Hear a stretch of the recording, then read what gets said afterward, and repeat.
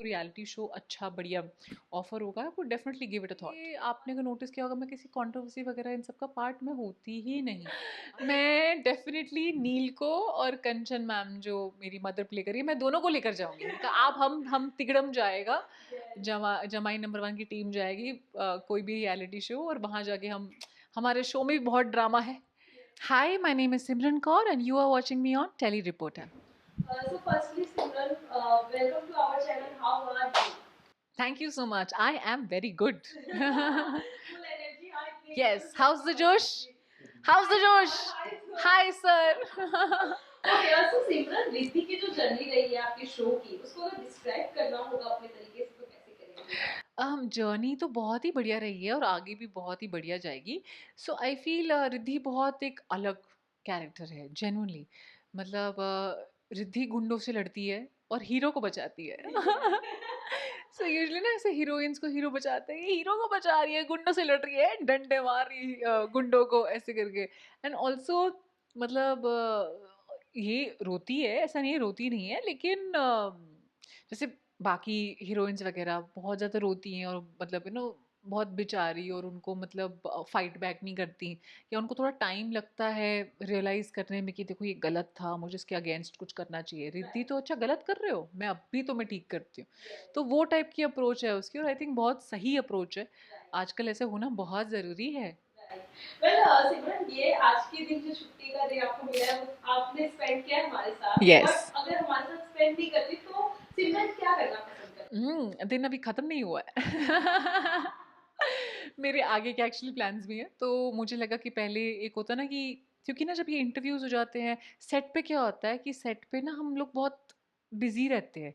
तो अगर सीन के बीच में थोड़ा टाइम होता है, हाँ लिमिटेड टाइम होता है हमारे पास, तो वो लिमिटेड टाइम में फिर ढंग से अच्छे से आराम से बातें नहीं हो पाती। तो मुझे लगा कि अभी आज मेरे पास टाइम है, छुट्टी है, तो आज आराम से बातें करेंगे। तो पहले तो फर्स्ट प्रायोरिटी तो मेरे फैंस हैं, तो उनके लिए ये इंटरव्यू।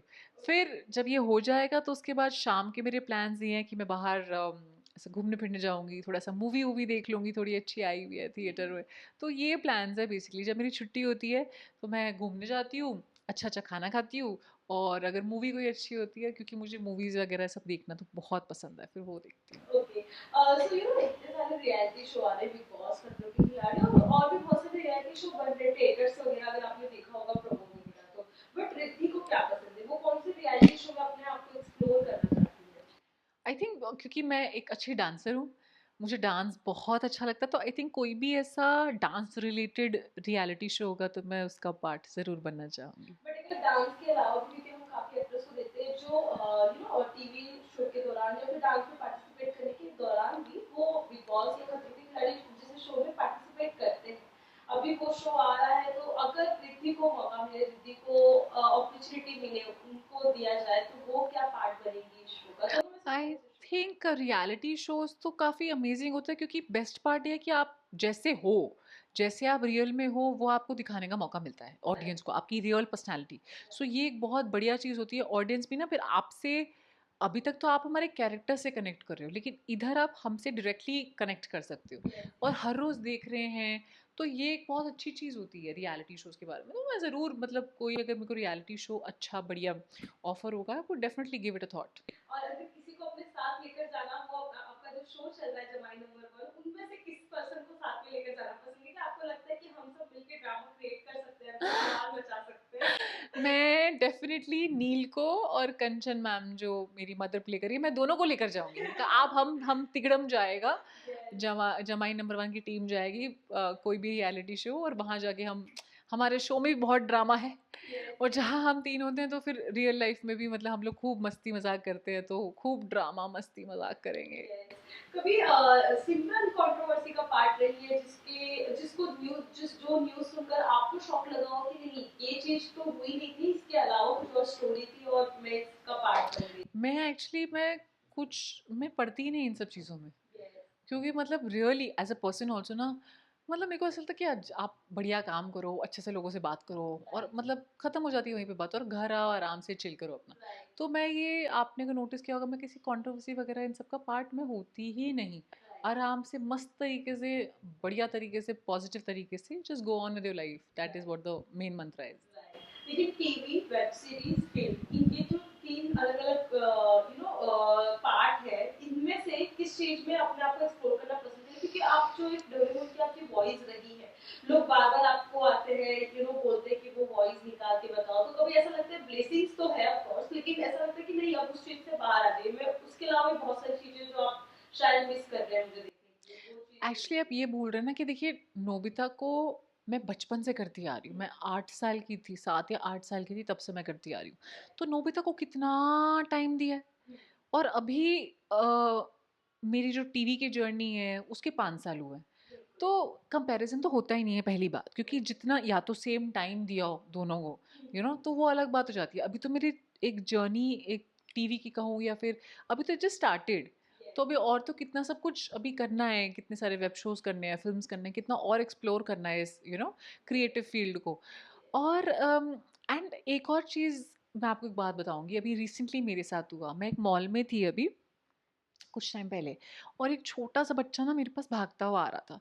तो मुझे ऐसा लगा कि ये बच्चा डोरेमोन नोबिता फैन होगा, तभी शायद मेरे पास ऐसे भाग के आ रहा है। तो मैंने ये अज्यूम किया, और वो मेरे पास छोटी बच्ची आई और मुझे से पॉइंट आउट करके कहती रिद्धि। मैंने कहा अच्छा, मतलब कोई बड़ी लेडी या कोई कोई बड़ा आता मेरे पास तो मैं सोचती कि हाँ ये जमाई नंबर 1 देख कर आ रहे होगे। लेकिन ऐसे 6-7 साल का बच्चा, मतलब उस वो ये शो देख रही है, और वो साथ में रजिस्टर भी कर रही है मेरा कैरेक्टर, और मुझे रियल लाइफ में देख के मेरे को पहचान भी रही है कि हाँ ये वही है। Actually it's a big thing, Riddhi Riddhi करते हुए आ गई। तो मेरे लिए आई थिंक ये सबसे बड़ा अचीवमेंट है कि अगर that this happened with me, so I think now people uh, Nobita से तो मुझे जानते ही हैं, क्योंकि कितने साल मैंने नोबिता को दिए, लेकिन वो साथ में मेरे कैरेक्टर से भी मुझे जानने लग गए हैं। बड़े तो जानते ही थे, अब छोटे बच्चे भी जानने लग गए हैं, so I think it's like an achievement. Music videos की मैं बात करूं, पहले के टाइम में कैसा होता था कि एक्टर्स एक शो के साथ तो वो जुड़े हुए हैं, लेकिन उसके अलावा भी बहुत सारी चीजें ऐसी थी जहां पे वो अपने आप को एक्सप्लोर करते रहते थे शो के साथ। ये मौका अब के टाइम में आप लोग को मिल पाता है या फिर वो चीज मना करते हैं, एक चीज का हिस्सा है तो एक ही है? नहीं, क्योंकि देखिए टाइम भी तो, अब हर रोज़ आपका पूरे डेज़, पूरे मंथ के सारे डेज़ तो आपके यूज़ अप हो ही जाते हैं। And it's a good thing also ना, फुल एक 1 पॉइंट कंसंट्रेशन होना चाहिए एक चीज़ में। तो अभी तो जमाई नंबर 1 ही चल रहा है, और क्या होता है थोड़ा डिफ़िकल्ट हो जाता है, एक टाइम पे 2 शोज़ करना थोड़ा-सा टफ़ हो जाता है। आपने कुछ पहले कुछ पिक्चर की हो, वो अभी रिलीज़ हुई हो, वो अलग बात है कि आपने पहले की, जैसे 1 साल पहले कोई मूवी करी, कोई साउथ की फ़िल्म करी, और वो अब रिलीज़ हो रही है ऐसे, that's a different thing. But अभी क्योंकि आपके टाइम थोड़ा-सा मुश्किल हो जाता है एक डेली सोप में साथ में कुछ और करना। देखिए आपने पहले भी ऑडिशंस दिए होंगे जहाँ पे आपको रिजेक्शन मिला हो, या फिर आप उस शो में परफेक्ट ना बैठे हो, वो आपके लिए परफेक्ट ना बैठा हो, ऐसे कौन से शो है जो अब टाइम पे या तो बहुत हिट गए होंगे या तो वो चला भी नहीं होगा, आपको पता होगा और आपने सोचा no that's a good thing for me? Actually हाँ, ऐसा तो हुआ था, there is a show, by chance work out नहीं हुआ मेरा उसमें, और लेकिन फिर कुछ और वर्कआउट हो गया मेरे लिए, कोई और शो, और वो शो फिर बहुत जल्दी बंद हो गया, जिसमें मेरा मैं जिसके लिए मैंने ऑडिशन दिया था, जो वर्कआउट नहीं हुआ है ना, जो मैं चाह रही थी अरे यार ये हो जाता, मुझे बुरा भी लगा था उस टाइम पे कि अरे यार ये क्यों नहीं हुआ। पर फिर मेरे को लगा छोड़ो कोई बात नहीं, कुछ और हो गया। लेकिन वो जो नहीं हुआ था वो बंद हो गया, 2 महीने में बंद हो गया कुछ ऐसा। फिर तो मैंने कहा अच्छा है नहीं हुआ।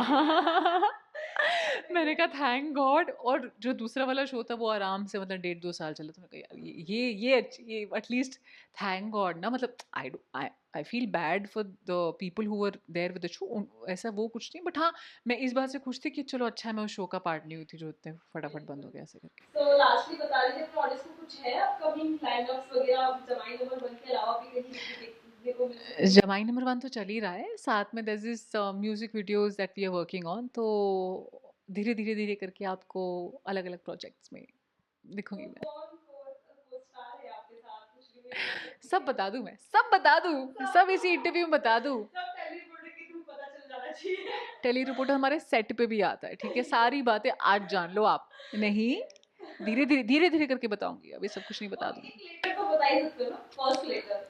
इतना तो मतलब ये तो हिंट हो सकता है। First letter. नहीं, ऑडियंस वैसे भी गेस कर लेगी। ऑडियंस आजकल बहुत स्मार्ट है, इन लोगों को नहीं चाहिए कोई हिंट विंट। वो बैठे होते हैं ना एक एक चीज देखने के लिए, बस आप एक हिंट दे दो तो वो नहीं, आप सोचो। ओके, सो लास्टली ऑडियंस के quick message. Thank you so much for all your love and support, I love you.